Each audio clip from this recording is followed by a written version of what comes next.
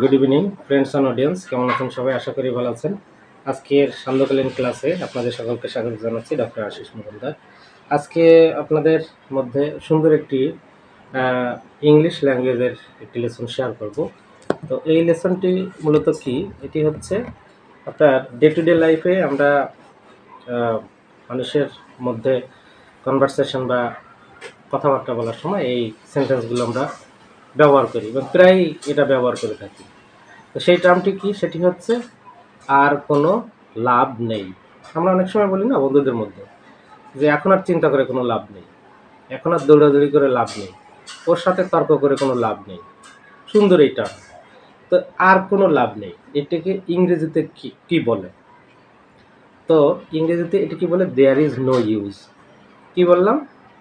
আর কোনো লাভ নেই, এটার ইংরেজি টার্ম হচ্ছে দেয়ার ইজ নো ইউজ। তো আজকের যে লেসন, সেখানে আমরা দেয়ার ইজ নো ইউজের পরে ভার্বের সাথে আইএনজি যোগ করে সেন্টেন্সগুলো কমপ্লিট করব। যেমন কি না, যদি বলা হয় এখন আর কান্না করে লাভ নেই, আমি তো লিখে রেখেছি, এটা দেখে বলছি, এখন আর কান্না করে লাভ নেই। There is no use crying now. কি বললাম? There is no use crying now. ব্যাস, হয়ে গেল। আচ্ছা, যদি বলে এখন আর দৌড়াদৌড়ি করে লাভ নেই, there is no use running now. আচ্ছা, গেল এটা। তার সাথে তর্ক করে কোনো লাভ নেই, there is no use arguing him. তো দেখুন, প্রত্যেকটা সেন্টেন্সের মধ্যে যখন আমি দেয়ার ইজ নো ইউজটা ব্যবহার করছি, তারপরে ভার্বের সাথে কিন্তু আইএনজি যোগ করছি। তো এইভাবে এই কথাগুলোকে যখন আমরা ব্যবহার করব, তখন আমরা দেয়ার ইজ নো ইউজের পরে ভার্বের সাথে আইএনজি যোগ করে সেন্টেন্সটি কমপ্লিট করব। আচ্ছা,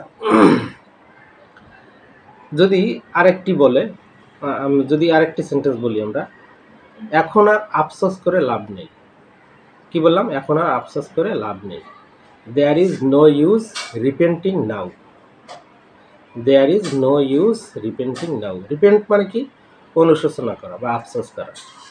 তো এই জন্য এখানে আমরা কি বললাম? There is no use repenting নাও। তো আজকে এই ছিল আমাদের লেসনটি কেমন লাগলো অবশ্যই আপনারা কমেন্ট করে জানাবেন। তো আগামী ক্লাসে আবার দেখা হবে। সবাই ভালো থাকবেন। শুভ সন্ধ্যা।